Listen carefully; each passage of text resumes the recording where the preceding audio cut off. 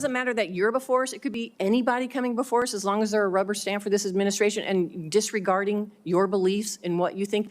I guess my question to you is, if it really is fundamental to what you believe, how do you live with that? How do you address those issues as you're moving forward, You want me to knowing answer that the it's going to question, harm Senator? Americans? Yeah. You want me to answer the question? No, I'm asking you. Okay. President Trump has asked me to end the chronic disease epidemic and make America healthy again. And I'm So in a is that the unique only reason position. why you're at HHS? Is that the Excuse only me? reason why then you're at the HHS to address that one issue? President Trump has asked me because I'm in a unique position to end that. And that is what I'm doing. And if we don't solve that problem, Senator, all of the other disputes we have about who's paying, and whether it's insurance companies, whether it's providers, whether it's HMOs, whether it's patients or families, all of those are moving deck chairs around on the Titanic. Our ship is sinking. Our 60% increase in Medicaid over the past 4 years is the biggest budget line now, and it's growing faster than any other. And no other nation in the world has what we have here. No other nation has a chronic disease. We have the highest chronic disease burden of any country in the world.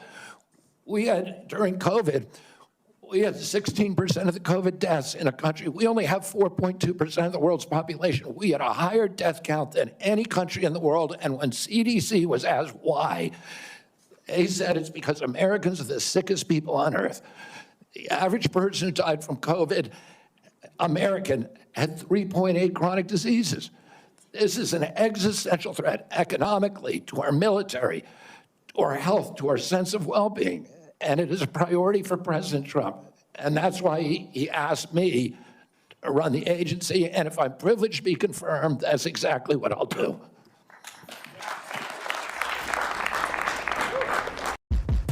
Be leaders ourselves. Black women are being used by the Democrat Party. All of these socioeconomic indicators are in the negative, particularly for Black people. They want mob rule. When Trump was in office, please somebody tell me, what act of dictatorship did he perform? She had Donald Trump's hair on top of her head. And she's sitting here talking about brown girl this, brown girl that. Because she's a Black woman. They would ask her how to spell her first name and clap like sea monkeys. Oh, yeah. Whoa.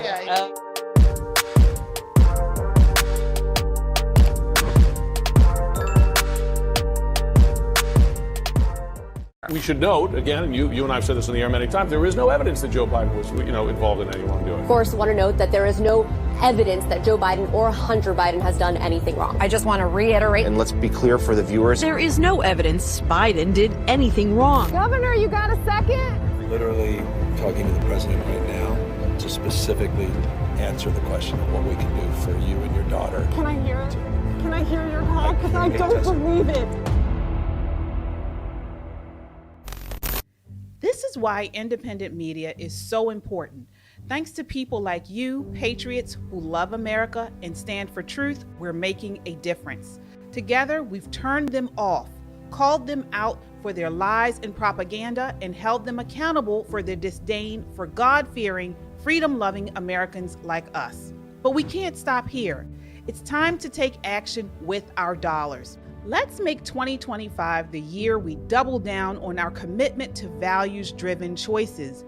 Vote with your dollars. Support Made in America. Back companies that honor our families, faith, and country. We found an exciting way to make this switch, and we want you to join us. Check out www.popandswitch.com and click Yes, I Want to Make the Switch. It's that easy. It's time to walk away from corporations like BlackRock and Vanguard that undermine our principles. Let's invest in America.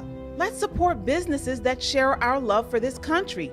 You don't have to take on everything at once, but you can start here. Join us in making this one small yet powerful step. Visit www.popandswitch.com. Click the link and schedule a call with our team to learn how you can make the switch. Together, we can create real change.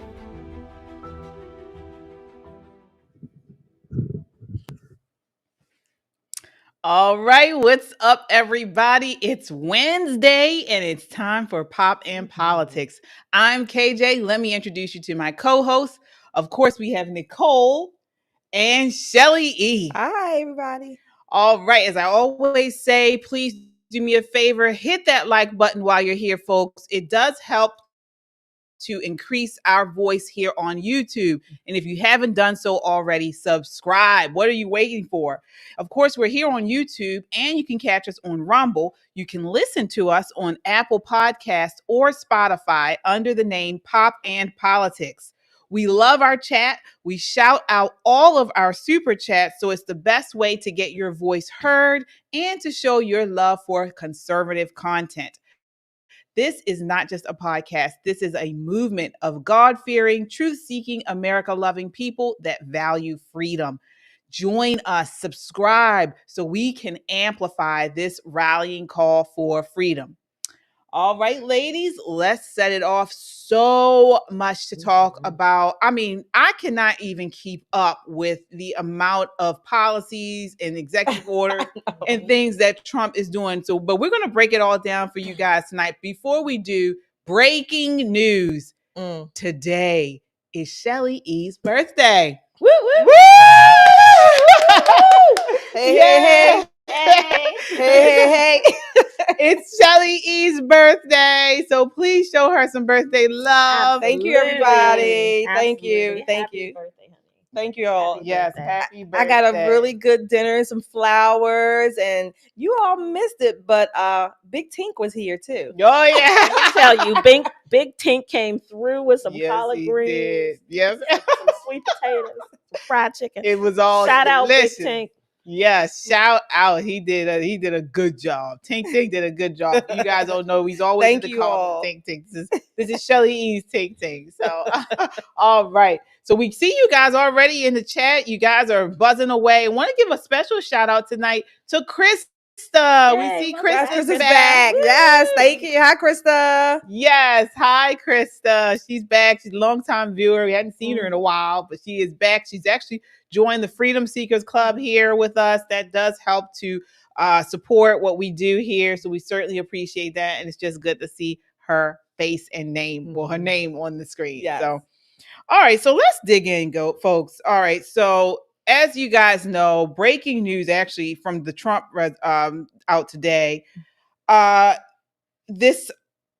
He had a press conference. Well, it wasn't a press conference. He was signing the bill for the Laken Riley, right? S5, yeah. And he said today he's also signing an executive order to instruct the Departments of Defense and Homeland Security to begin preparing the 30,000 person migrant facility at Guantanamo Bay.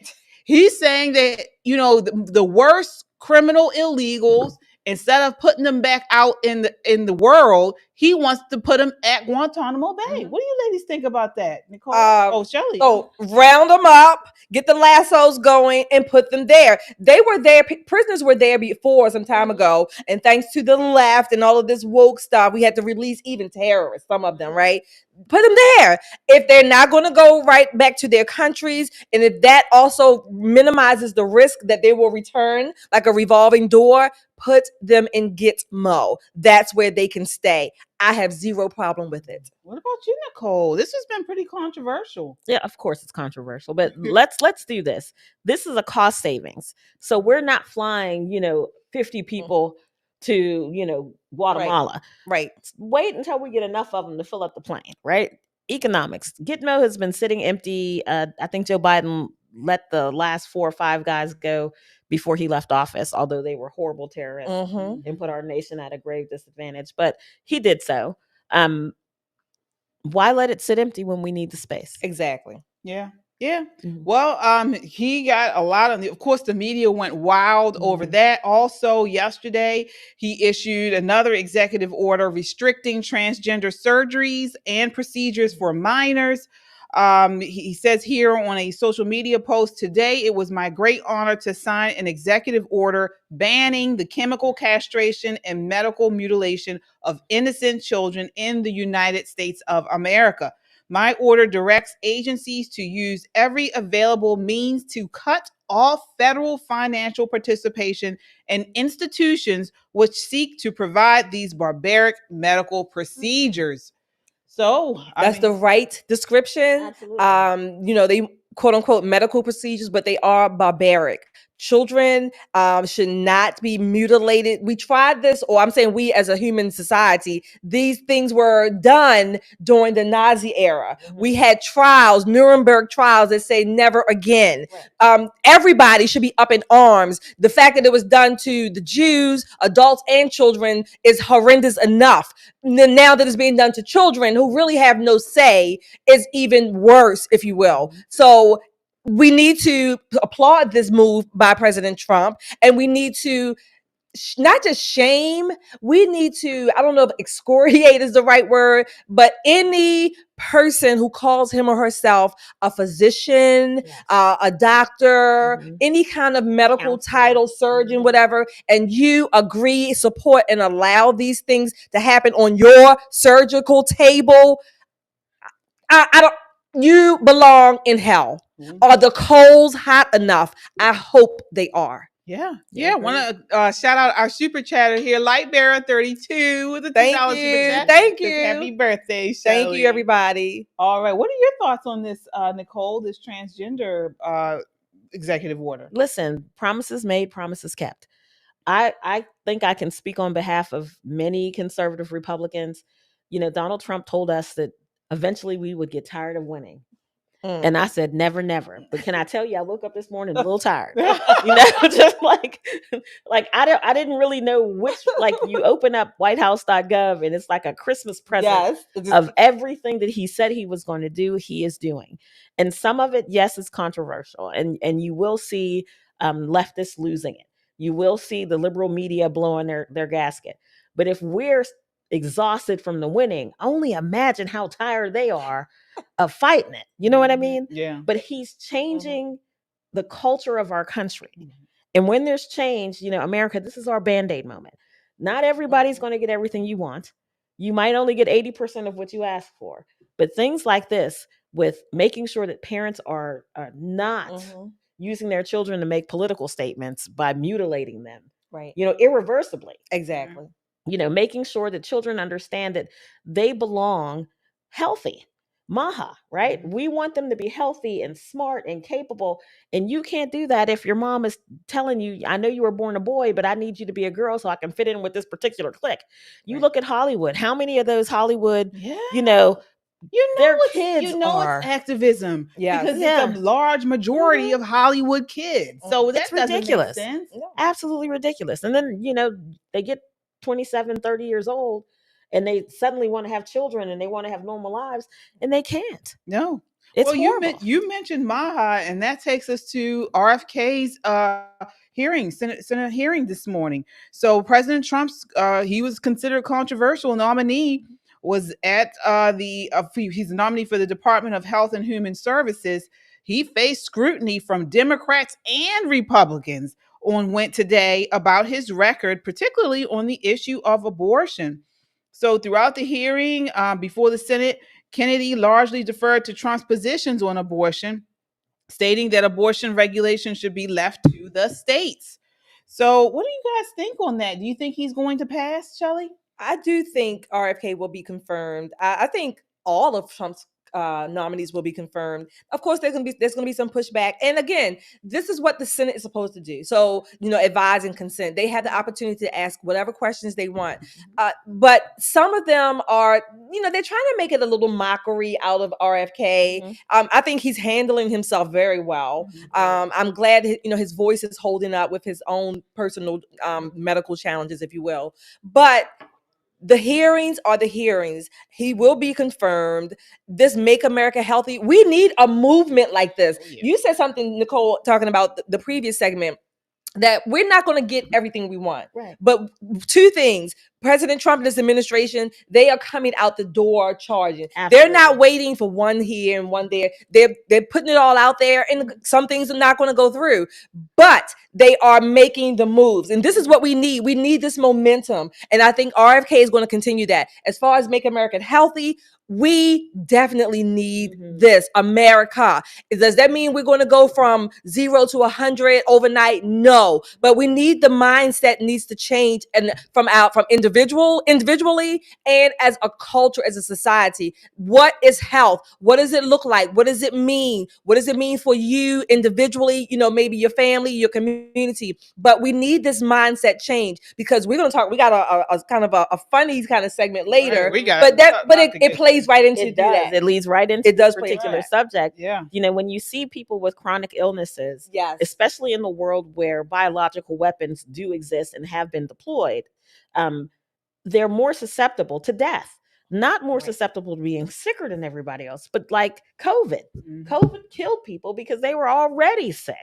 So getting America to a place where our food is better, removing harmful dyes, making sure that our food is better than the food that they get in Europe, that we get in Canada, making sure that our drug companies do the right thing. They haven't done the right thing ever. Right. No. And you can see that a lot of these senators, a lot of these people in leadership in Washington are bought and paid for by Big Pharma. Exactly. Absolutely. I mean, who's donating to their campaign? Right. Oh, you can go on to www. Show my age with that one. fec.gov and pull up any politician, and you can see who's been funding them. Exactly. And you will be surprised when it's time for the election cycle to start. There are 3 things that America can count on. Politicians will be all over your TV with their hair fluffed up and the shiniest teeth you've ever seen, right? One thing. The second thing is they're going to make you some promises that they cannot keep. Right. It's beyond their scope, beyond their power. And the third thing is there's going to be a big pharma check in their bank account. Oh, yeah. Make no mistake. Bought and paid for. And he's gotten a lot of criticism because people are saying that he doesn't have the experience to run this agency here and be a nominee of Trump's. But look what we've gotten. So just out today, you talk about these people, these bureaucrats that have all this experience, like Fauci and the other bureaucrats that were in office during COVID. U.S. test scores in reading and math still remain below pre-pandemic level as worrying gap continues to widen between high and low performers. This was out today in the Washington Post.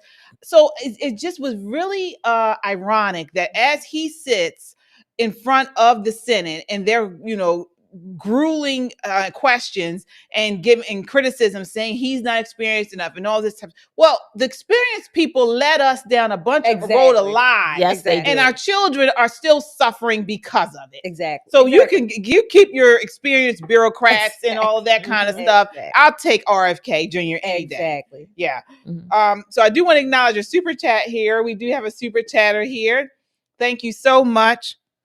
All right, Michael Cantwell. He is a new Freedom Seeker member. We certainly appreciate you, Michael. Welcome to the family.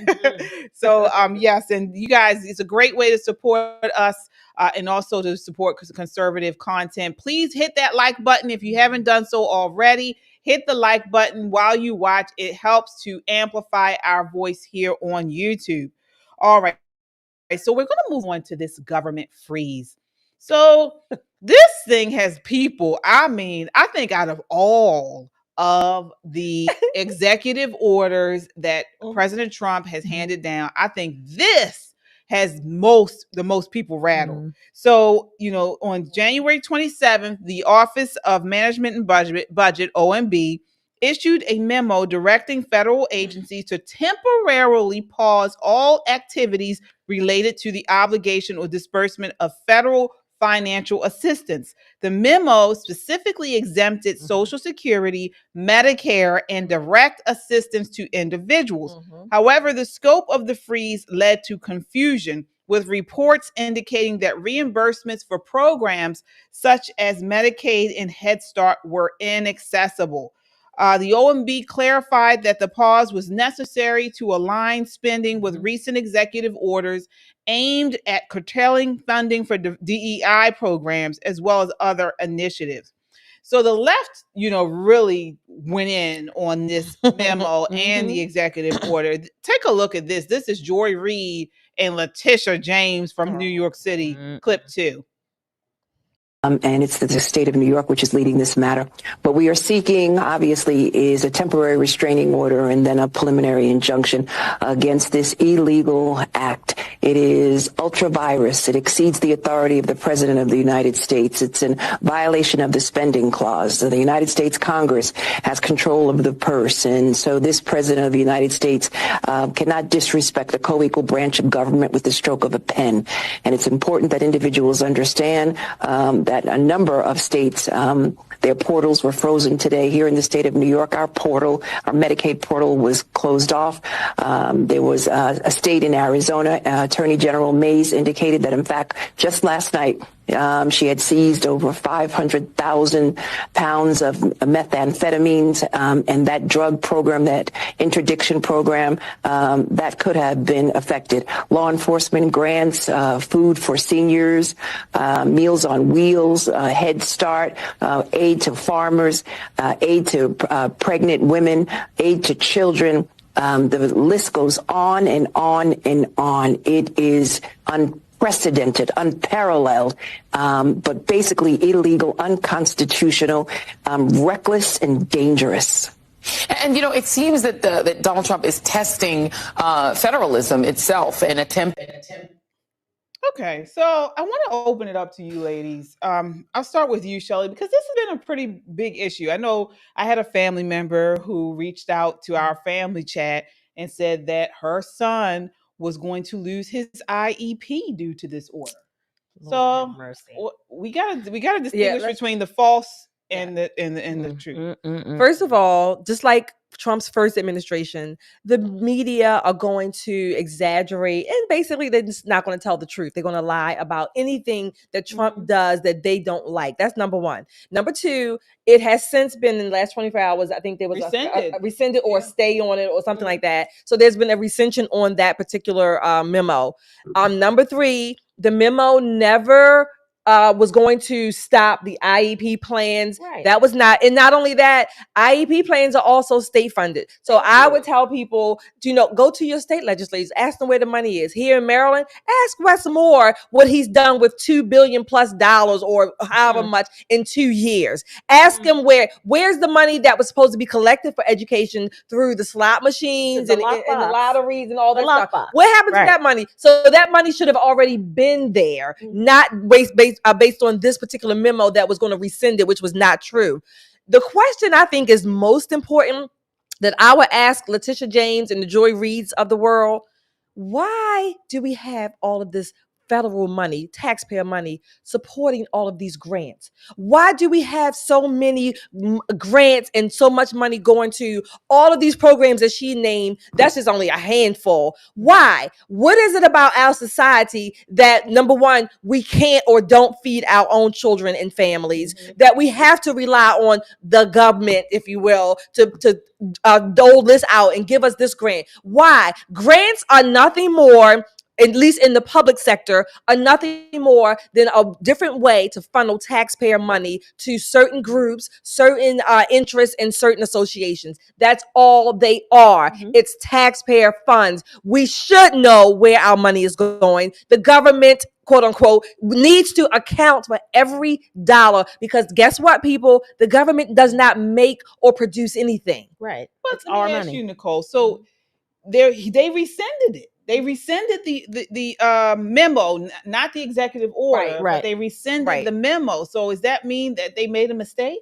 No, what it means is, listen, you talk about the perfect storm, right? You got people who still got their panties in a bunch about the DEI going away, although they are completely protected by the EEOC Act, right? But they're like, oh, I lost my preference. And then here we have all the federal workers who got the note that said, if I was you, I'd take the buyout, because you're a whole bum. You ain't been to work in 5 years. Right. You probably don't even live in the area anymore. So take this buyout and go on about your happy life. Then they find out that, quote unquote, the federal funds have been turned off. So it was the perfect storm for people who are already feeling some kind of way. But I will say this, we do need to take a hard look at how we're spending money. I agree. It's like, okay, say the framers, for example, when you look at the Constitution, they agreed that we needed some way to take care of people who could not take care of themselves. but they didn't want to make it so luxurious that you felt like, I don't really have to participate. I really don't have to try because people will take care of me. What the framers were afraid of is how we're living today, that living, quote unquote, in poverty is pretty cushy. Right. It's pretty cushy. Right. They back then, they had the poorhouse where you had to go and work for the scraps of bread that you got. And it was so horrible, it kind of forced you into wanting to work, right? Nowadays, people live better on social aid than they would if they actually had a decent job. Right. And that's what has to change. Now, America has a promise to take care of our elderly, our infirmed, and children who are in need. But what we cannot continue to do is take care of able-bodied men and women. Right. Get a job. Right.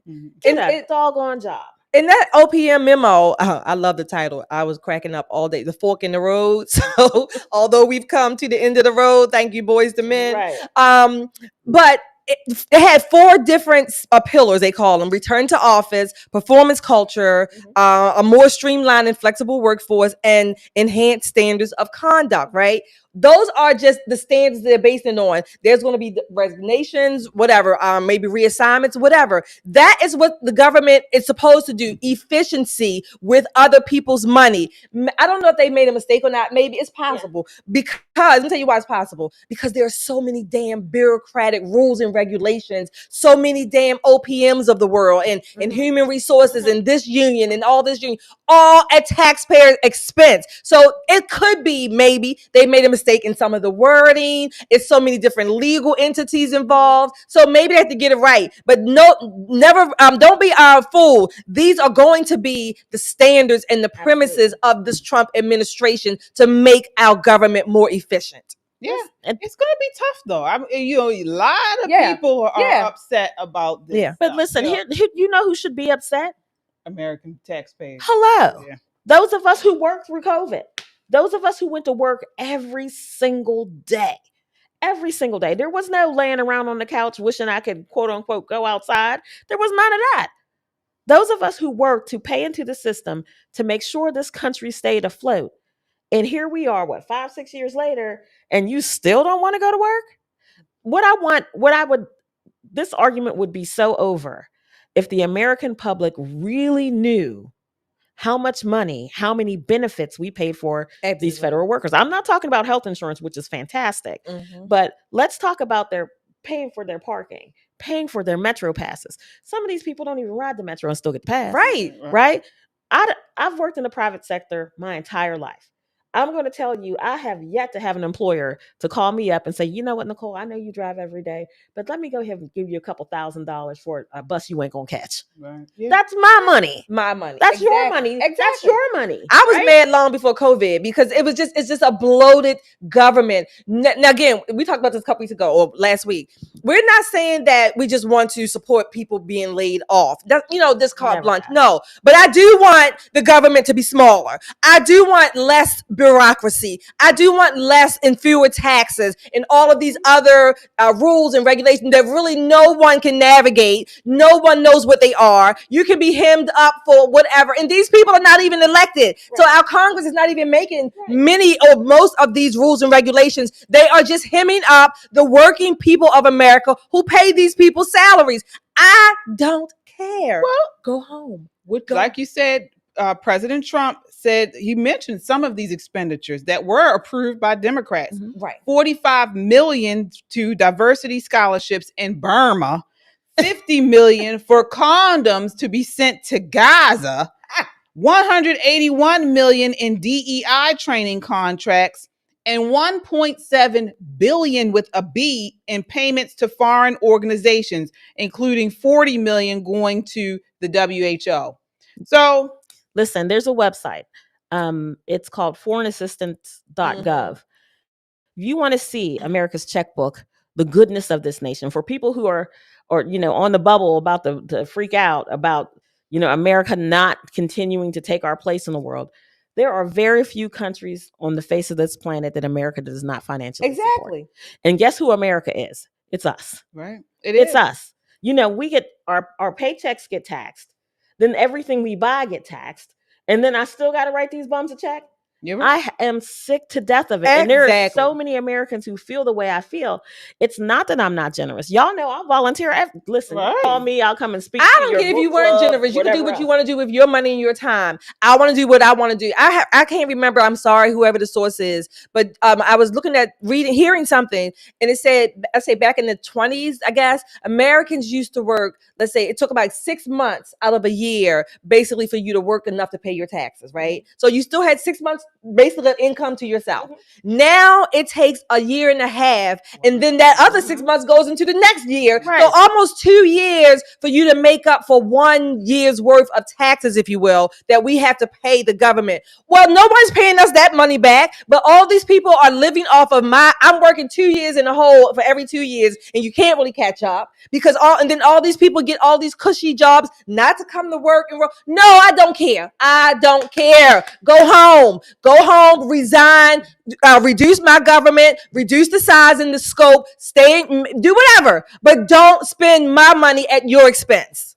We do have a super chatter here. I also want to hear from you all in the chat. What do you think about this executive order from President Trump it's sort of like an audit of the federal government? It says pause on the spending. Do you agree? Do you disagree? Why or why not? Kung Fu CJ says, hello, ladies. Thank you so much, Kung Fu CJ. Hello to you too.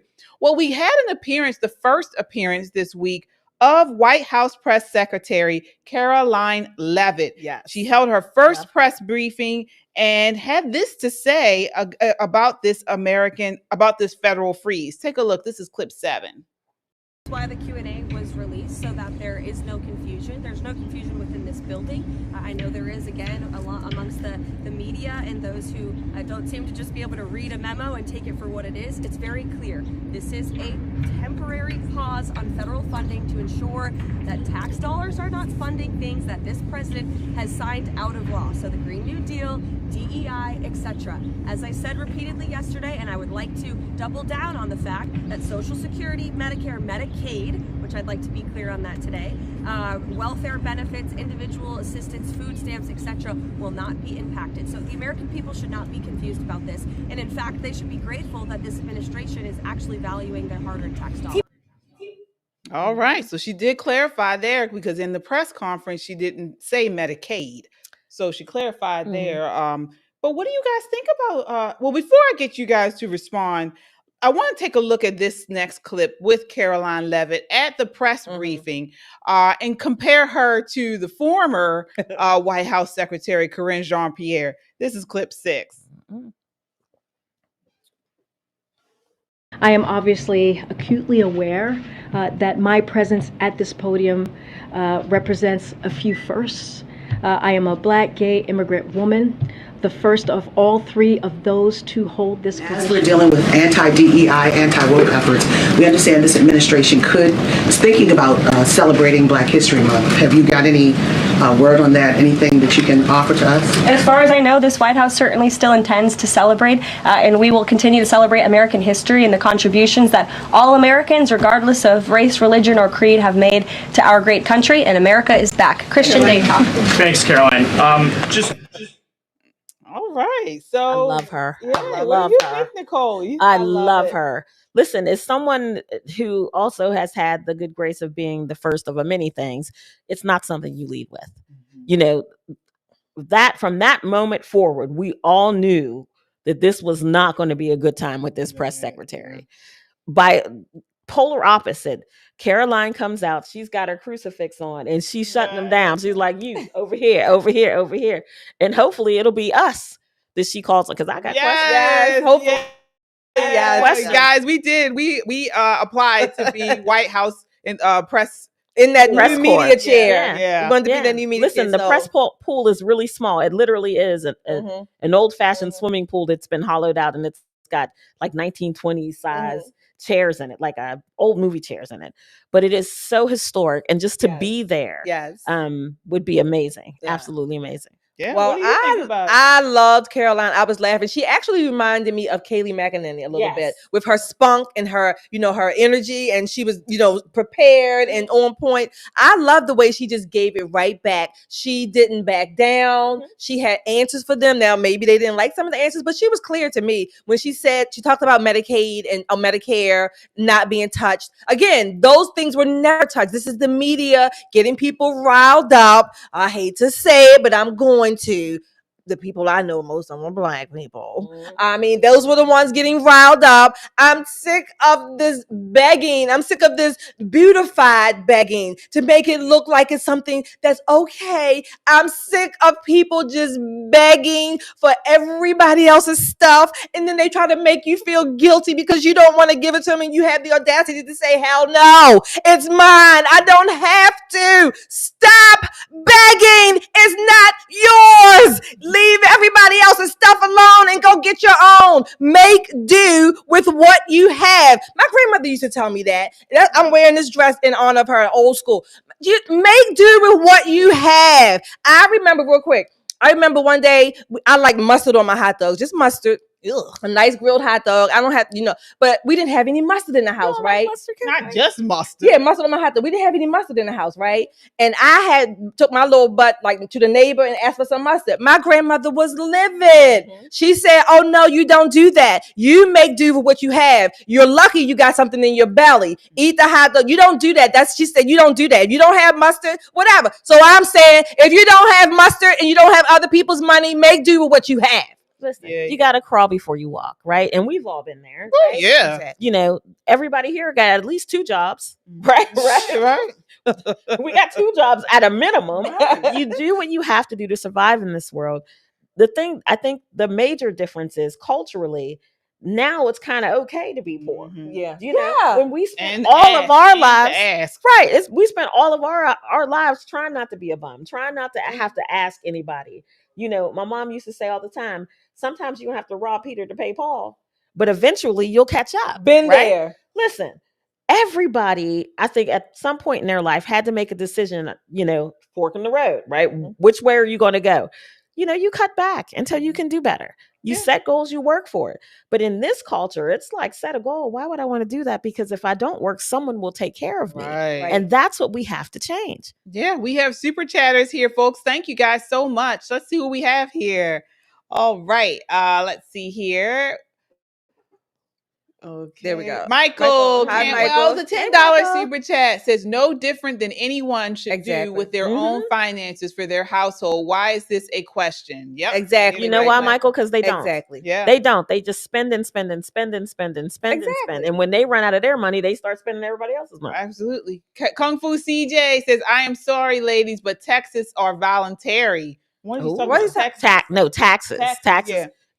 There's no law. Right? Wow. Oh, I see. It's administratively required. Wendy with the $5 super chat says, I believe the president is doing exactly what we, the people, asked for. Absolutely. All right.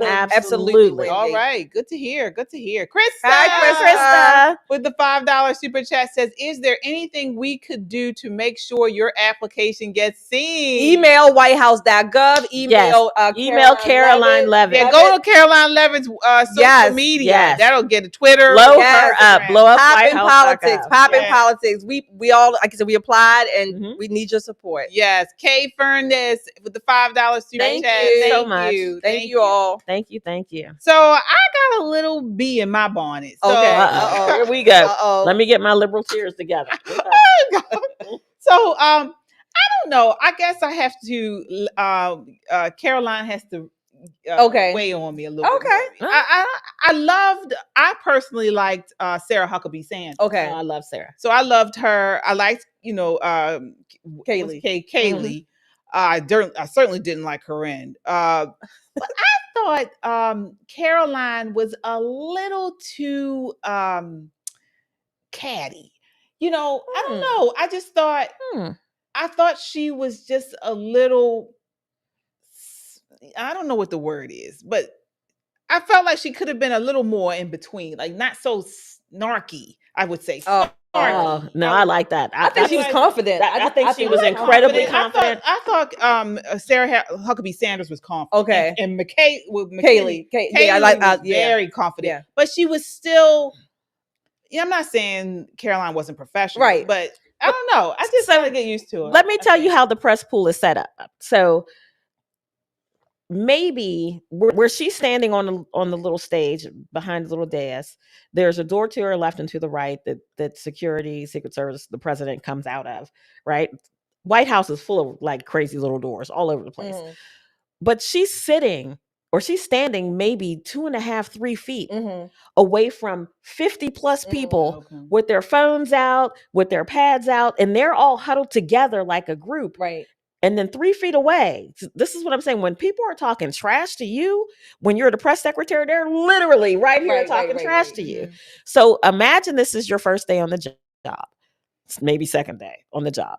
You're so excited to be out there. And what I've heard from people is she was a little cheerleaderish. I like that. I like a press secretary. I think she was that brings the energy. It changes the affect of the room. Because remember, this is a very little tiny place with people who are waiting for you to mess up. Right. So I like that she was, I like that she was that, but the one main reason I liked it is because she's shaking up this is adding a little, people don't know a change, right? It's a little energetic change, and so she's shaking up. She was spunky. She's sassy. I like that. She is absolutely sassy. I love that. She's shaking up the norms, and it's not chaotic. It's just shaking up the norm. So it's a little different than what they're used to, I don't mind that. I mean, I don't mind a sassy White House press secretary, but I didn't think it was necessary for everybody, every question. I thought some questions she could have just answered it, just professionally and just an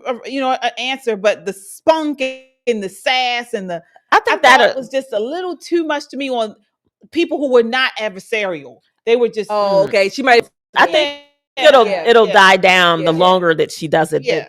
I'm rooting for her. I'm used to them, and they get used to her a little bit. Yeah, right. Because she's like a whole pork chop in a room full of lions, right? So sometimes the pork chop's got to fight back. Right. You're right. What do you guys think? We sound off in the comments. What did you think of Karoline Leavitt? We do have some super chats here, so let's see what we have. All right. We have Teresa. Hey, $10 super chat says, ladies, I love your take on pop and politics. Happy birthday. Thank you, Teresa. One fellow veteran to another. I don't know which service you served in, but I'm a Navy vet. I love all of your team. Thank you. I served in the Army, Teresa. Thank you so much. Yes. Thank you for your service, Teresa. Yes, thank you very much. For yours, yes. All right. We have Moo Kenny with the $20 super chat.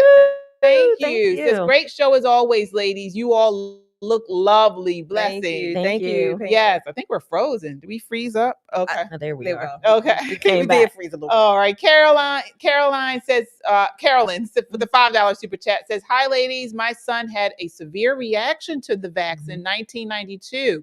We've been through vax courts. Yeah. Being safe is not being anti. RFK must get confirmed. Agreed. I'm right there with you, Carolyn. And I'm so sorry to hear that. I hope he's better. Yeah. All right. So we will continue. One thing I did like that Karoline talked about was the drones.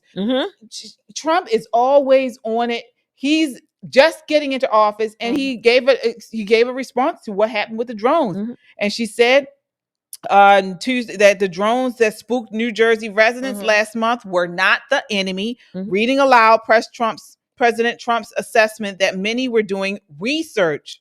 After research and study, the drones that were flying over New Jersey in large numbers were authorized to be flown by the FAA for research and various other reasons. So they did at least come back with that information. So as you guys know, I had my little reservations about Karoline. I do like her, but just a little bit of reservation. KJ gonna mess up our press credential. She gonna mess it up, KJ. You gonna mess it up. No, I do like her. I do like her, just a little different. But there was a big criticism of her today on The View. Of course, Whoopi Goldberg went berserk over Karoline's first press conference. This is clip 12. Take a look. Yeah, I would like to young lady this is her first job, I would like her to do a little homework. Because she said something yesterday that really pissed me off. And that was, she said, there will be no wokeness here. Oh, yeah. Let me explain something to you. Because without that wokeness, you might not have that job. Yeah. Because women were not invited to that table. Women were not invited to many tables in this nation. The reason we fought and busted our behinds to make sure that you didn't have to worry about this. And now to hear you talk about it and to hear anybody talk about the wokeness was put in place for a reason. Because black people couldn't get into colleges. Because women could not get into the colleges they wanted to go to. This is all women. Yeah. See, this is not black, Asian women. This is all women. Women were not invited to this party. It was a man's world, and we busted our asses to make sure that this was a person's world. So please stop using that phrase and talking about, because you don't understand what you're saying. You're saying about yourself that, you know, hey, that's a terrible thing to be. It's not a terrible thing to be. That's why we fought. That's what we were fighting for, so that you could stand in that podium, so that Catherine Jean-Pierre could stand at that podium. So women of all kinds of colors and ilks, wherever they came from, whatever their belief system was, they had the opportunity to bust down that door. All right. She's so full. Now, I certainly don't. She is so agree full of with foolishness. Whoopi. What she's talking about? Shelley, what do you think about what is woke? Okay, I wrote some notes a little bit. First of all, Whoopi, your timeline is a little bit off, but Whoopi, you know, wokeism, if you will, was after the Ferguson, debacle, the Ferguson riots. The equal rights for women, 1920s, the 19th Amendment, that was a long time ago. This is when women started, you know, wanting the same right to vote, buy property, things like that in their own names, whatever. So your timeline is off. Secondly, I think is more important, Corinne Jean-Pierre doesn't represent most women that I know. Right. Okay. Most women that I know, whether they were a press secretary or not, don't necessarily start off in their jobs or wherever they may work with, I'm the first black gay, whatever. No. I don't know if those were the same rights that women were fighting for. They were fighting for women, not for you to lead with you being gay. Again, I don't care who you screw. I don't. Why is that important at a press conference? No less. Nobody would have known. Right. And nobody cared. Right. It didn't help her. It didn't make her report better or answer Surely questions better. Surely it had nothing to do with the job that she has. And here's the thing. You know, I'm not a fan of Whoopi Goldberg, but she was a comedian. And I think she's still pretty funny when she's trying to be serious. She's much funnier now than she was then. But I would like to see where she did anything for anyone other than herself. Whoopi Goldberg, civil rights icon. Whoopi Goldberg, you know, feminist extraordinaire. No, not at all. What she is intellectually dishonest. Right. And coming after Karoline because Karoline said some things she didn't like. Buckle up, boo. Right. Buckle up, because she's going to say all kind of stuff you don't like. And I'm here for all of that. Yeah. I mean, to me, you know, first of all, they keep throwing out this feminism and civil rights and things. That's what woke is. No, that's not what woke is. This woke crap is what it equates feminism with porn liberation. That's what this woke crap is. This woke crap is for advocating for trans rights, castration of our children, and things like that. This woke crap is out here pushing everything through the lens of race. Everyone is seen as either an oppressor or an oppressed victim or someone who has white privilege. That's what this woke crap is, and that didn't help Karoline Leavitt get anywhere. It surely hasn't helped me. It hasn't helped any of us. No, it hasn't. We don't want it. No. And not only that, If I recall, I wrote down Dee Dee Myers. She was the first female press secretary under the Clinton administration. So there have been a number of female press secretaries throughout different administrations. Whoopi, again, like you said, this wokeism has nothing to do with even what I call true feminism, first wave feminism, certainly. Zero. They don't even equate. A plus B does not equal C squared. So there's no correlation. This wokeism, what we call wokeism, or what is wokeism today, is really a debauchery. It's a twisted, upside down, some people will call it demonic, whatever. It has nothing to do with elevating women, much less children, or any parts of our society. It has to do with tearing it down. Wokeness used to be a sign of enlightenment, right? That you were aware of what was going on in your community and you were helping other people in the community to prepare reasonable solutions and resolutions to issues that were happening. But what woke is today is a grift. Yeah. You know? Exactly. But if I were Karoline, after Whoopi having her meltdown and pointing her finger and the gnashing of teeth and rolling of eyes, I would start my conference tomorrow. Wokety woke, woke, woke. And see, Karoline, that's why we need press credentials, because you wouldn't have to do that. Yeah. Poppin' Politics would jump up do it. and be like, and wokey, wokey, woke. Good wokeness. Well, that's what I mean. We can be sassy. We can be sassy, and we are sassy. You are spunky, we're spunky, and things like that. We can do all that stuff for you, Karoline. Absolutely. Yeah. Send us a text. We got you. Right. And speaking of sassy, so folks, you guys know here on Metro Conservative Media, which is the platform where we are for Poppin' Politics, we have several shows, folks. We have, of course, Poppin' Politics. You also can see Just the Guys podcast on Saturdays. They have a channel here, Just the Guys podcast. The All American Talk Show, that's also a YouTube channel on Metro Conservative Media. And we also have Christian Conservative with KJ. So that's my additional show here on Metro Conservative Media. And I wanted to show you guys a teaser. We'll be on tomorrow, Thursday, Christian Conservative with KJ. So that if you put that in the search bar here on YouTube, you will find the channel and hit subscribe. Christian Conservative KJ. And you should pull me up. But here's a teaser of our show there. This is clip 9. I'm home. I'm free.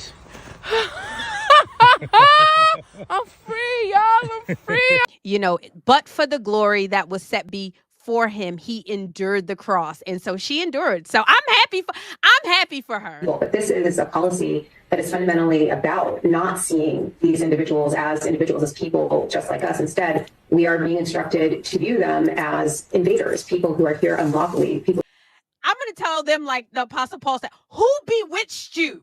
Who bewitched you that you feel like it is the American people and their children's children, my children, your children? That was the most anti-American rant I have heard in a long time. What is she talking about? Yes, they are invading. First of all, he's rounding up, at least for right now, criminal illegals. Do you understand? These people are criminals, not just criminal because they crossed in our border illegally, but they have committed crimes. We're talking about molesters. We're talking about some murderers. And she's talking about we're acting like we're being invaded. We are being invaded. And there's going to be plenty more Lakin Rileys because, unfortunately, we're talking about Christendom.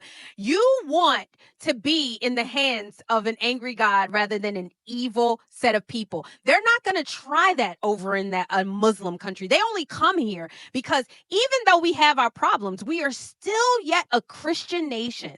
And we still try to do right by, even though the people who have and bear our passport and their birth certificate, they hate us.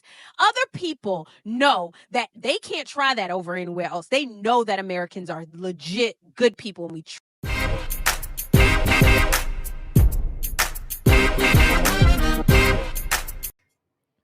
All right, so that's Christian Conservative. It's sort of a Christian conservative take on news and politics. So definitely good. check us out. So good. Christian Conservative with KJ and CJ on YouTube. All right, so we are back, folks. I want to, change gears a little bit and talk about this woman who would refuse service on Lyft. So a Detroit-based rapper, her name is Dank DeMoss.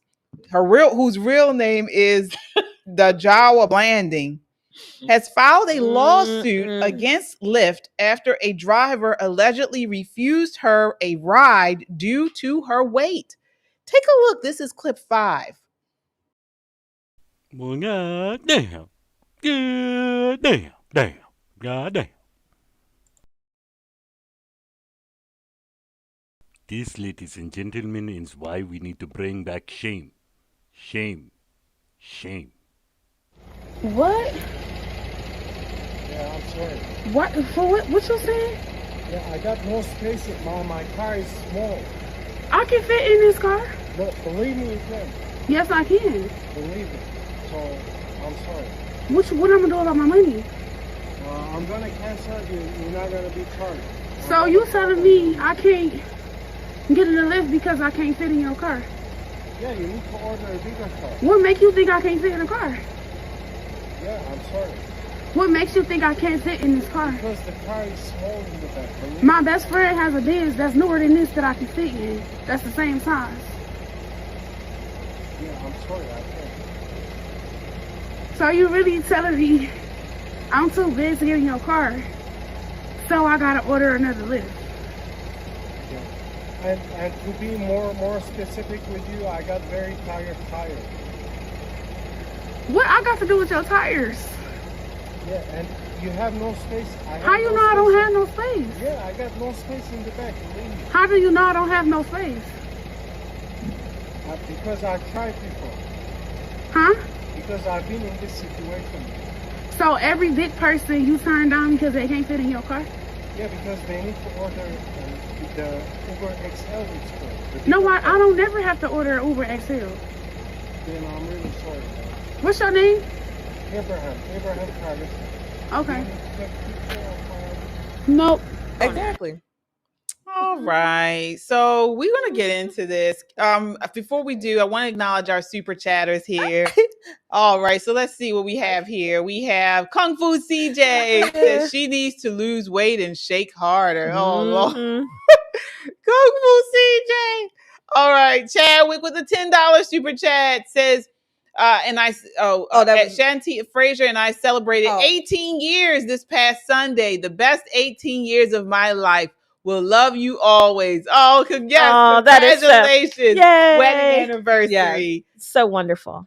All right. Kung Fu CJ says, amen, KJ. Thank you, Kung Fu.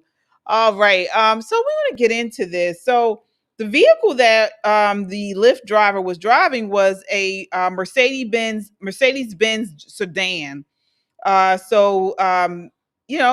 She's now filed a lawsuit. So Shelley, should private companies like Lyft have the right to deny service based on physical attributes if it affects the driver's ability to perform their job?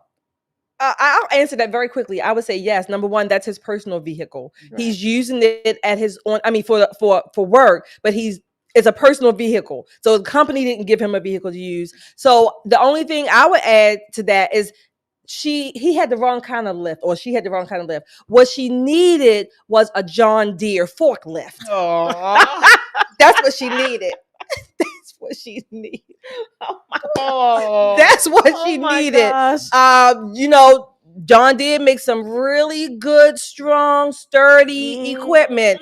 That's what she needed. I don't blame Abraham. He was being nice. He was being polite. He gave her his name and he said, basically, you're going to wear down my damn tires. You know how you get in the car when it's cold outside and your car talks to you and says, low tire pressure, because that tire would have screamed at him. That tire would have cursed him out. Now to be accurate, she's 489 pounds. Oh, okay. You know what, Kato? Right. Right. I know. We're just gonna look over here. Right. Ma'am. Okay. Ma'am. Listen, this Lyft driver had the right to refuse the ride. Okay. And she's just being cheap. She knows she needs an XL. When you're a bigger person, there are expenses that come along with being a larger person. And that's just one of them. It's unfortunate, though, that we have so many people in our society now that are that way. And this is why that MAHA movement is so important, and why RFJK or KJ is so important to this movement, because he's like Abraham. He's not being mean. No. He's not being judgy. He's just saying, I'm trying to help you save your life. Now, on the other hand, you had that, what's that big girl from Detroit, the singer that plays the flute and Lizzo. Lizzo saying, oh no, body positivity, you can be 400 plus and be a sex symbol and this and that. You can, and you can also have diabetes and hypertension and a myriad of other chronic illnesses. And you can't find your vagina. Listen. Hey.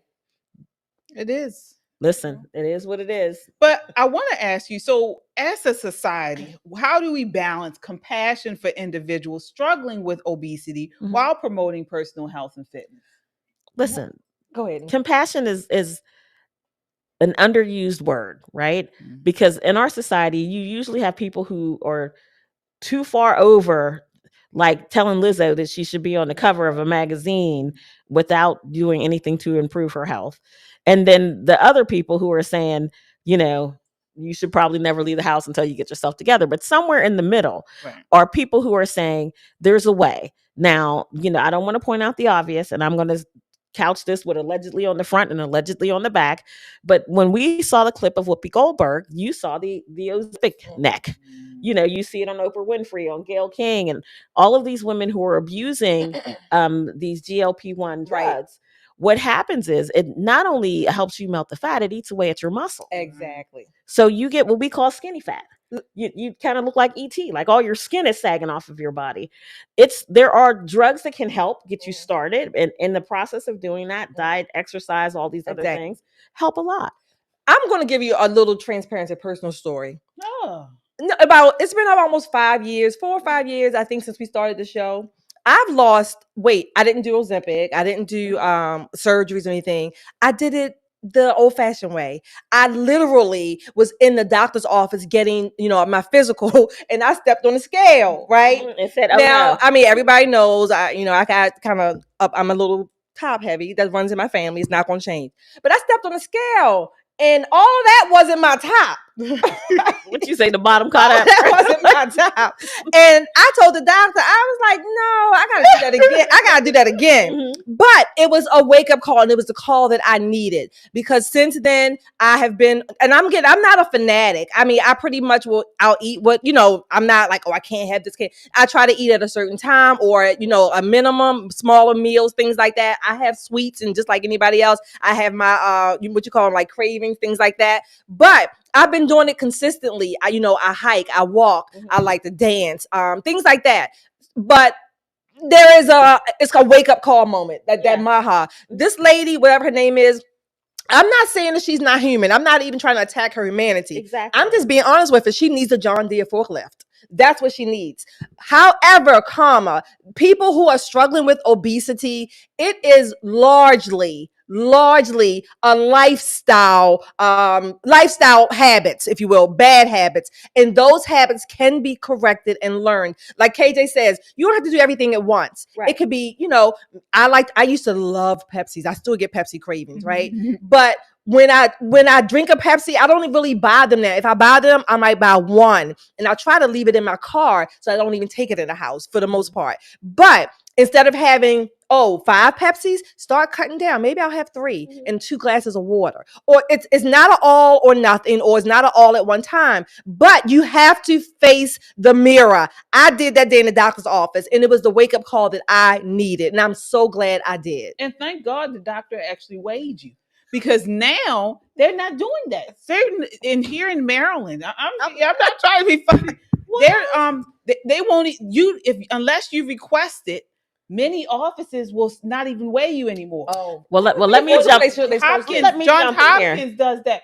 I was there one day. I was there for my annual exam, and I noticed they didn't weigh me, and so I was like, "Oh, you didn't? I want to be weighed. You didn't weigh me." And they were like, "Oh, yes, we did." I said, "You did?" And it was the chair that I was sat on for the exam was the way. And I said, well, you're not going to tell me? It was like, now we have a procedure where we only will say if you ask. So again, this is where I talked about that pendulum of either being too nice or not. So, there are a lot of things that we do sneakily in medicine. There are a ton of things that we do. Like when you walk into the doctor's lane, the little office where you see the doctor, and someone says, "Have a seat in the black chair." A myriad of reasons. We're wanting to see if you can see that the chair is black. We want to see what your gait is like. Are you stumbling? Are you shuffling your feet? So there are a lot of tricky things, but getting your weight should not be a tricky thing. That's what they were doing. It should not. I got really upset with it. I was like, what? I was like, that helps me, that I'm not where I am, and things like that. And she was like, well, that's what we're told to do. We're not supposed to ask you, tell you your weight unless you ask. And you just said, like many women, right? When you go to the doctor and they tell you, you get a wake up call. Sometimes you'll even have a doctor who say, look, you're not the right size. You're not a healthy weight. You need to do this. You need to do that. Right. That's helpful. Yeah. But now we've gotten to this society where they don't want to offend. So everybody's so they're gonna afraid offend us to the grave. Here's the thing. Shame used to be such a good thing. You know what? And I know that sounds horrible, but so many of our social ills were solved by simple shame. Right. It's I don't want to get to the point where we're shaming people for everything. Right. But if you're 489 pounds and you want to get into my little car, and I'm telling you, you need a bigger car because my car can't take, I know my car, right? I've been driving it and I feel like you're too much. You're not then going to turn around and try to shame me because you're 489 pounds and I don't want you tearing up my car. Right. You can sue for anything, but honey, I hope I'm on that jury. Right. I would love to be too. I hope I'm on that jury. Well, speaking of shame, Jake Tapper got shamed to death on CNN yesterday. Stephen Miller cooked him so bad I can smell him burnt all the way over here. They were talking about, of course, illegal immigration. You guys got to see this. Clip one. Take a look. Jobs many Americans do not want to do. So how does President Trump make sure that the effort to deport people who are not in this country legally doesn't end up hurting Americans who want safe borders, absolutely, but also don't want to see even more higher prices in groceries? Well, I mean, I'm sure it's not your position, Jake, you're just asking the question, that we should supply America's food with exploitative illegal alien labor. I obviously don't think that's what you're implying. Only 1% of alien workers in the entire country work in agriculture. The top destination for illegal aliens are large cities like New York, like Los Angeles, and small industrial towns, of course, all across the heartland, as we've seen with the Biden flights. None of those illegal aliens are doing farm work. Those 30,000 illegal aliens that Joe Biden dumped into Springfield. I'm talking about the ones that are. But I'm explaining this. It's important to understand. No, you're kind of changing the subject. I mean, I'm talking about the ones. I will give me 30 minutes. I'll go as deep as you want on this. I'm explaining to you and your audience. I don't have I'm talking about the ones that work in the agriculture industry. I'm you explaining can come back to you and we your can talk audience. about the ones in the cities. I swear. I'll do the whole answer. The illegal aliens that Joe Biden brought into our country are not full stop doing farm work. They are not. The illegal aliens he brought in from Venezuela, from Haiti, from Nicaragua, they are not doing farm work. They are in our cities collecting welfare. As for the farmers, there is a guest worker program that President Trump supports. Over time as well, we will transition into automation, so we'll never have to have this conversation ever again.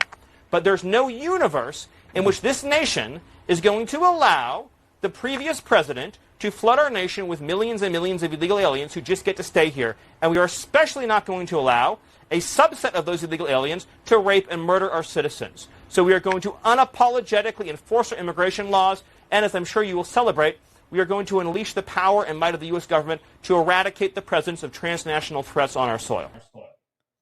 Hallelujah. Okay. Hallelujah. Let's go.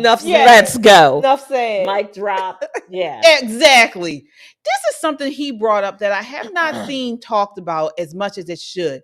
These are illegals that Biden allowed and actually brought into this country. Millions of illegals. These are not the people working in the fields, as he tried to say, or this is what they try to focus on. These are people who Biden allowed in within the last several years, and they shouldn't be be here. And now we have an issue. And now they're giving us so much stink about it because we have to get them out. Right. And the thing is, you would think that they love criminality, the way that they're going on. And if I hear one more crazy liberal who lives in a city talking about there are millions of illegal aliens out here picking crops, no, they're in New York City dealing drugs and children out of shelters, right? They're here in Baltimore City. Now, there are some people who have been located in industrial places because there's like manufacturing jobs, that kind of thing. But, you know, those manufacturing jobs existed before they came too. Right.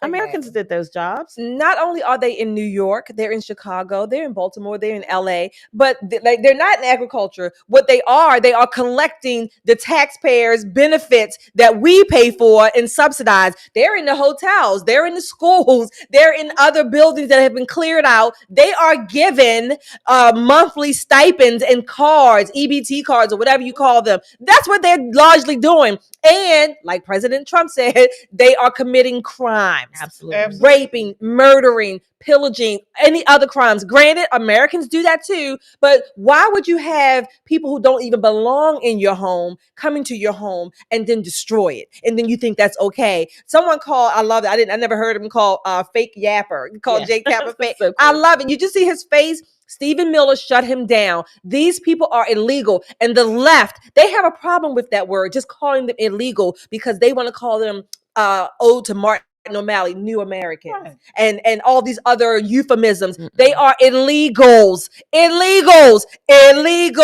and they do not belong here. And Tom Homan, President Trump, and this administration, they are rounding them up soundly, and they're doing a very good job of it. Another thing, they've jumped the line.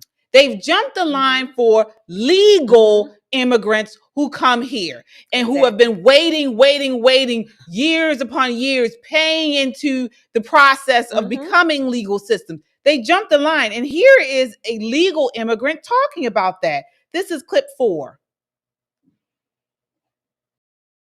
Migrants, deportation conversation. I immigrated here in 2013. I had a green card. I waited 8 months for my green card, and I'll tell you why. It is because Obama was in power at the time, and he had given priority to DACA. As you know, DACA are the children of illegals. We literally were put on hold as legal immigrants, applying the right way and paying our fees, were put on hold for those guys to be processed, which to me is just playing the system. That's what it is. I'm going to come here illegally and have a child, and then by birthright, which is why I'm so happy Trump is getting rid of that, they're going to be citizens. And then they can petition for me. They are twisted ways. But let me tell you how it affects people trying to come in the right way. 1, it delays your process unfairly. 2, it marks your country among the countries with red flags on them that you should be over scrutinized when you're trying to get a green card. In the 90s, a lot of Kenyans and other countries would play the system. They would marry out of convenience, right? Get to the States, get a divorce immediately, right after they got citizenship. The USCIS caught on to that. So guess what that did for us? It delayed our process, and it adds one more step which costs more money because of those people who messed up the first time. That's why, to be honest, I don't feel bad for people getting deported. Like Tom Homan said, they don't have to be separated, they can be deported together. Who said you have to be left behind? If you want to leave your child behind, that's on you. You should all go. All of you go. You have a country where your country of origin, right? Go back there. Go back. Go back there. It's not fair. It's not fair. And she was exactly right. Yep. She said it. She said it exactly right. And I think a lot of people missed some of the things that she was saying because of her accent and how passionate she was. But she's right. Countries do get red flagged for doing foolish things. And it makes it harder for people who've waited 8 to 10 years to get all their stuff together, find all their documents, finally make it to the United States. You know, it's a long process, and it should be. I mean, don't lose fact that we are the greatest nation this planet has ever known. You should have to wait online to get here. Yeah. You really should. And people who jump the line, they should get handled. And I'm gonna take a stab at a cultural, what do you call it? Misappropriation. I'm probably you all gonna be upset with me. But at least that some of the Africans that I know, there's some slight differences between the Kenyans and the Nigerians. Kenyans are generally, I mean, they're all educated for the most part, but Kenyans are a little bit more reserved. They're not as what I call rowdy as Nigerians. So this woman from Kenya, she's saying, you're putting a bad stain on my country, on our country in Africa. You know, I came here legally, had to wait and go through whatever the ropes were, but you're making the rest of us look bad. She's saying, go back to your country. She's telling her African countrymen or continental men, go back to where you came from and do it the right way. Listen to your compadres. Yeah, exactly. I want to acknowledge our super chatters here. Folks, thank you all so much. Kung Fu CJ says you're right, Nicole. Maha. Yes, indeed. Yes. All right. We also have Caroline says yes. Fake yapper with the $5. I love that. Says level out. Could you imagine going to another country illegally and saying "F you, I'm not leaving"? Some large balls. Yeah. Yeah, big ones. You be in prison. Let me tell you. Kung Fu CJ says Stephen Miller, let's go. Let's go. For sure. Absolutely. All right. And we have Mike with the $5 super chat. Mike G says, blessings to you ladies. Happy birthday. Oh, thank you, Mike. Shelley. Thank you, Mike. Very good to finally catch a live on a busy schedule. Always stay blessed. Always love the content. Thank you, Mike. That is so kind. Thank you so much. We certainly appreciate you all. So we're rounding out the night with what's going on here in Maryland. So we've been talking about this illegal immigration and, you know, how the Trump administration has been doing these mass deportations. Many of them, they're getting out a lot of people. I was just listening to the news on my way in today, and they were talking about how border crossings are down like 60% already.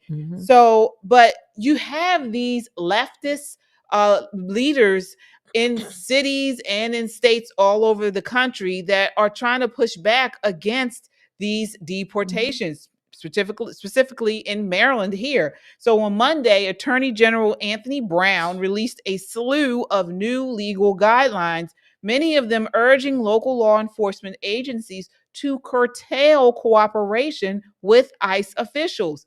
Take a look here. This is clip 8.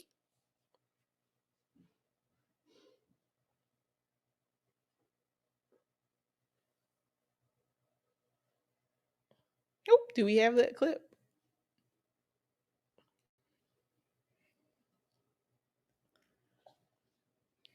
Well, I guess we'll get it. All right. Well, I will move on here. We may not have that clip. But, you know, again, like I said, we start with a major crackdown on illegal immigration that's hitting our region. Immigration officials already arresting more than a dozen people in Maryland in connection to violent crimes.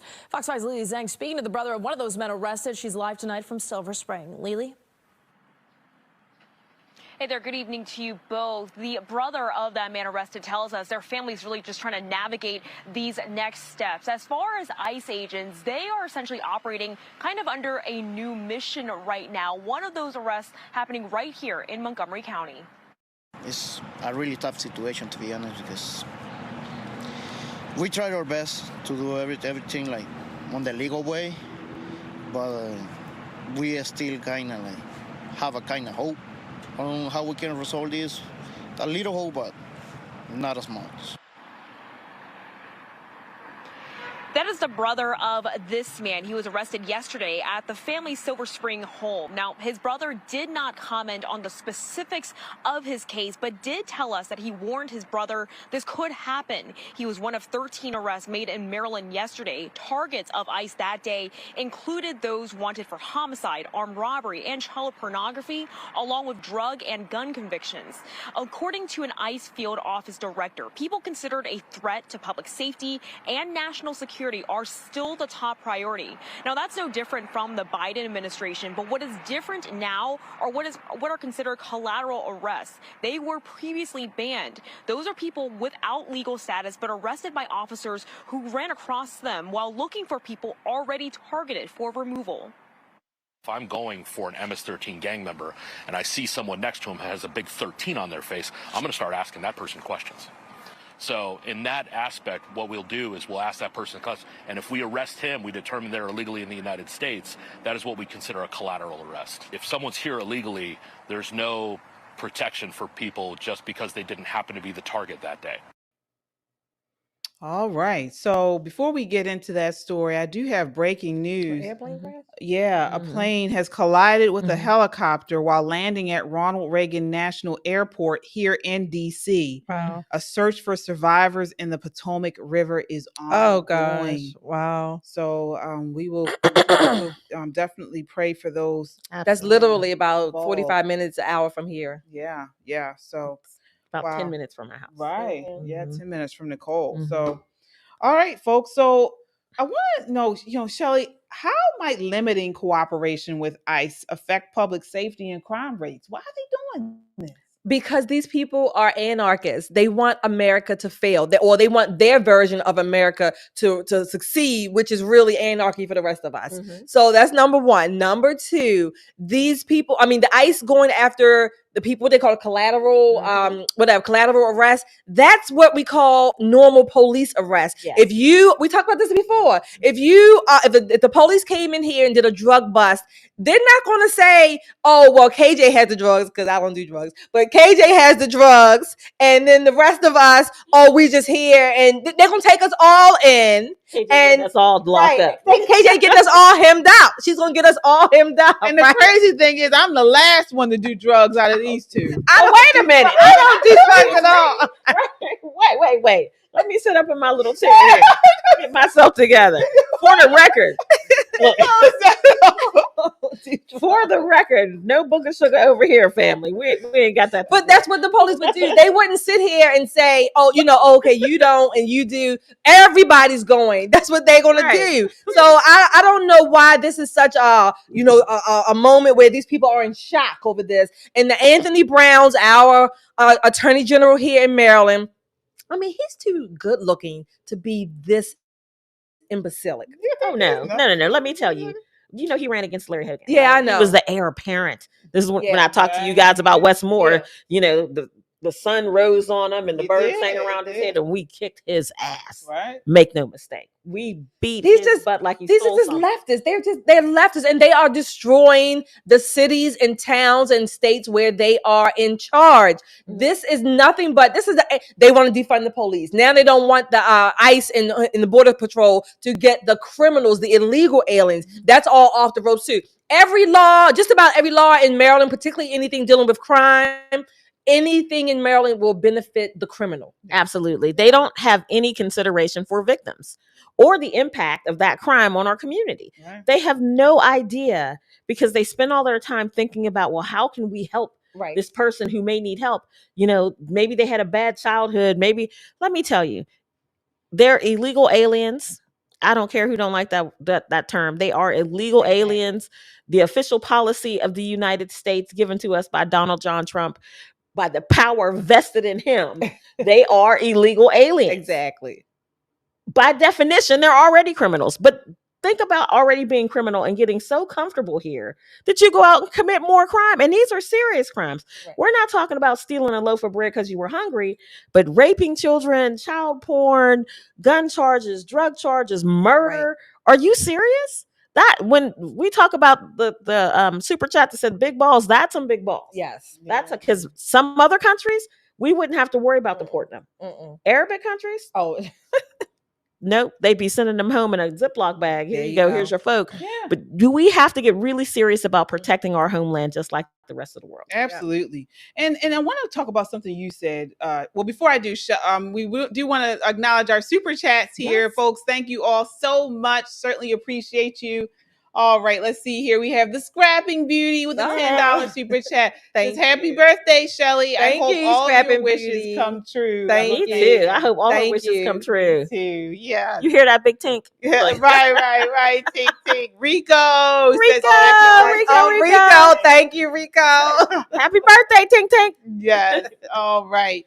So I want to go back to something you said about how we are seeing these leftists destroy our communities, our cities, and some instances the states all across the country. And that brings us to Tiffany Henyard. Oh Lord, gosh, you guys. Y'all, this is a hot mess. You been following this nut woman? Oh my God. So Mess in a dress. Tiffany Henyard, she's Thornton Township board, was at a Thornton Township board meeting in Illinois, and it descended into total chaos when a physical altercation broke out involving her. She is the supervisor of this township, so sort of like mayor. Take a look at this nonsense. This is clip 11.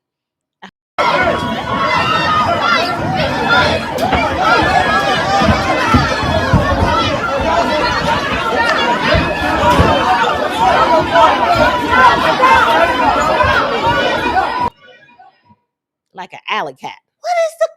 So the incident began when an activist, Jediah Brown, a vocal critic of Henyard, directed a derogatory term at her during the public comment session. In response, Henyard's boyfriend, Kamal Woods, confronted Brown, leading to a brawl in which Henyard also became physically involved. During the scuffle, Henyard lost a shoe and her wig. What? So wait a minute. This is ridiculous. Somebody snatched the wig off her. That is when you know your constituents have had enough of your ass.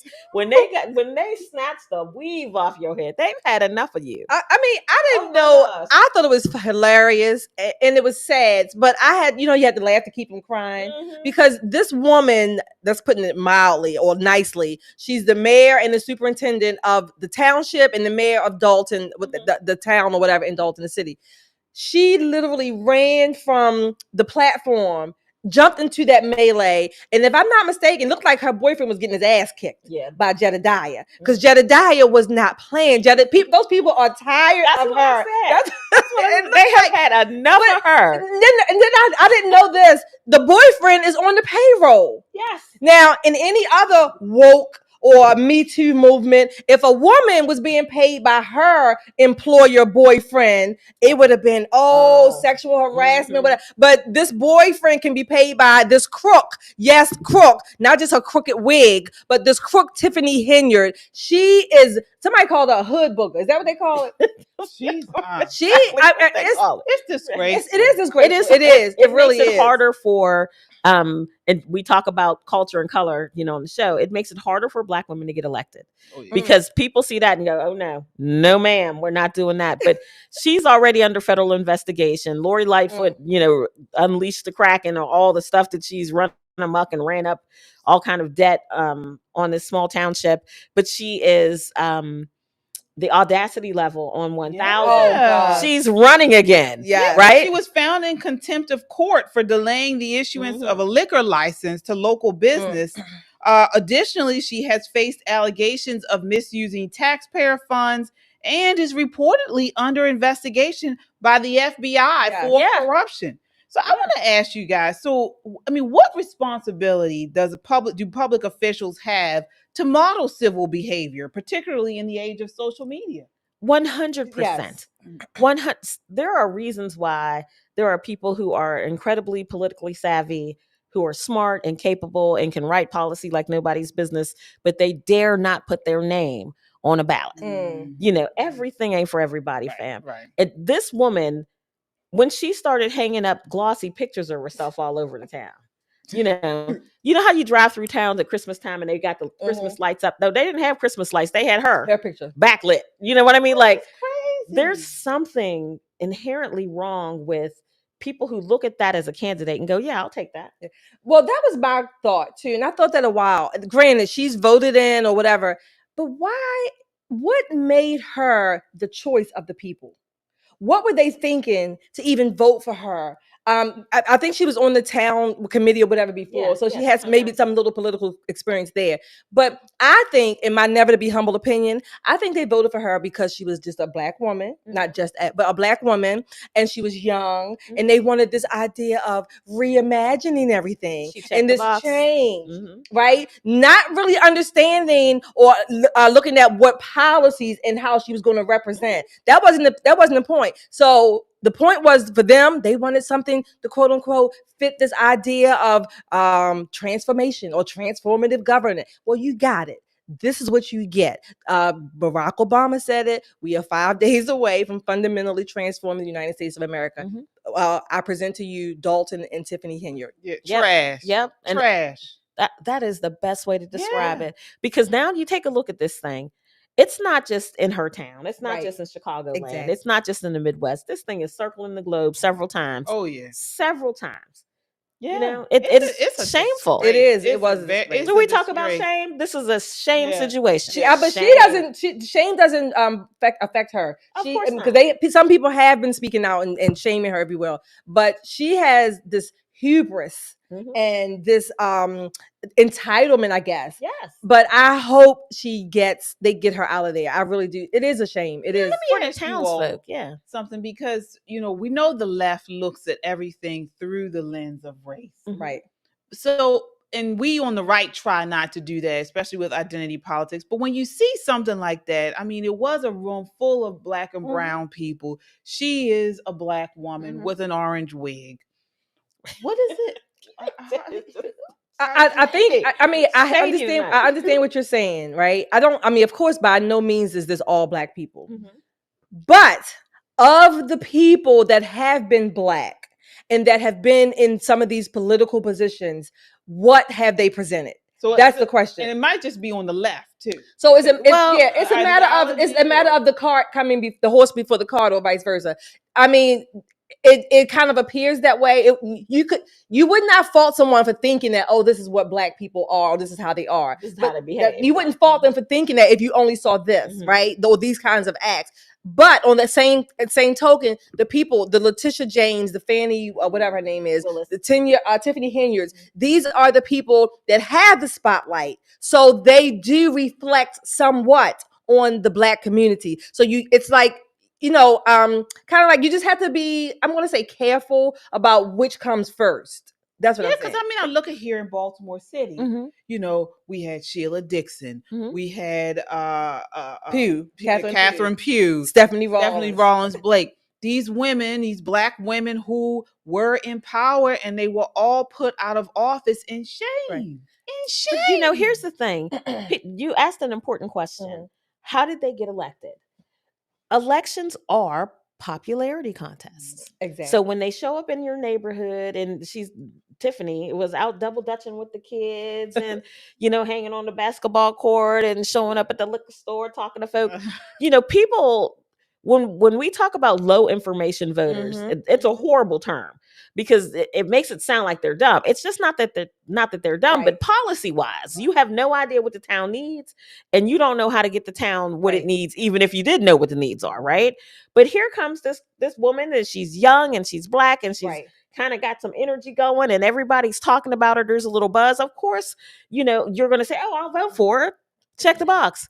And then a year later, she's, getting her wig snatched off, and her boyfriend's getting his butt beat. And her shoes. And in the town hall, and you're wondering how we got here. This is how we got here. You weren't paying attention. Right. You looked for the shiniest penny you could find instead of picking up the dull quarter. Pick up the quarter, people. Take a look at what your community actually needs. Exactly. Listen to the candidates. Listen to them. Ask questions, and ask hard questions. Don't just walk up and say, "How you doing?" to your elected officials. Right. Ask them, "Where's my bridge? You promised me a bridge. Where's the bridge? Yeah. Where's the bridge?" Absolutely. We need what we need. And if you're unfamiliar with the decorum to ask your elected official a question, or if there's a special process, let me tell you, get you another elected official. You should be able to roll up on them and ask them a question right away. They work for you. They're just people. And this is what we like about Trump, because he's just a person. He's an everyday guy, and he talks our language, and he gets the job done. Yeah. And you can walk up to him. They say he answers his cell phone in the second ring. He do better than me. You might call me 5-6 times before I pick it up. Leave me a voice. All right, folks. We do have some super chatters. I want to acknowledge our super chatters. Thank you all so much. All right, let's see who we have here. We have Kung Fu CJ. Says, I am sorry, but her wig was snatched. It was snatched. And her shoes. Don't forget her shoes. They were getting out of her shoes. They were getting rocked at that fight. You hear me? This is ridiculous. Rocked. It's a shame, but it's hilariously funny because she put herself in a position where something like this could happen. You're the mayor of this town. You're the mayor. Wow. You know? Yeah. I think folks, we got a few more super chats, I think. Oh, we do have some more super chats? I think we do. I think we do too. Yeah, I think we have some more super chats. Oh, I don't see him here. Okay. No, there are no more. All right. Okay. All right, guys. Well, we thank you all so much for sticking out with us tonight and hanging out and watching Pop and Politics. We will be back this weekend, either Friday or Saturday. We will be back on. So if you haven't done so already, subscribe, hit that notification bell so you know when we go live. Check me out on Christian Conservative with KJ tomorrow night at 9 p.m. Christian Conservative on YouTube. Christian Conservative with KJ on YouTube. Check me out. Do we have another super chat? I thought we did. Oh, okay. But listen, don't forget about flooding whitehouse.gov with Pop and Yes, that's right. Yeah. Push we us. need your help. We need a street team. Let's go, grassroots. Let's go. Yep. Let them know we want to be on in the press corps. The new media, Mhm. whitehouse.gov, and just like you said, Nicole said, flooded Pop and Politics. Right. And again, our mission for 2025 is to attack the bureaucracy. That's what we're doing. We're getting ahead of these issues and politics, and we want to bring it to you. So definitely continue to watch and subscribe. Don't forget our merch. We do have merch here on our website. Yep, we got these cute mugs here. We have t-shirts, we have sweatshirts. You can get it all at www.popandpoliticslive.com and click shop. Thank you all for all the birthday wishes. I appreciate you all and all the love and support. Thank you. Yes, Shelly is about to get, white girl wasted is what they say. What? KJ over here just what's white girl? I'm joking. Look, KJ is wild. Y'all just don't know. This is what happens when she had brisket. She had a little piece of brisket before we came on the air, and she been tripping all night. Now I'm on drugs. Shelly's got a drinking problem. Lord have mercy. All right, you guys. Good night. Good Until night. next time, count your blessings and live a life of purpose. Bye. Bye. Girl.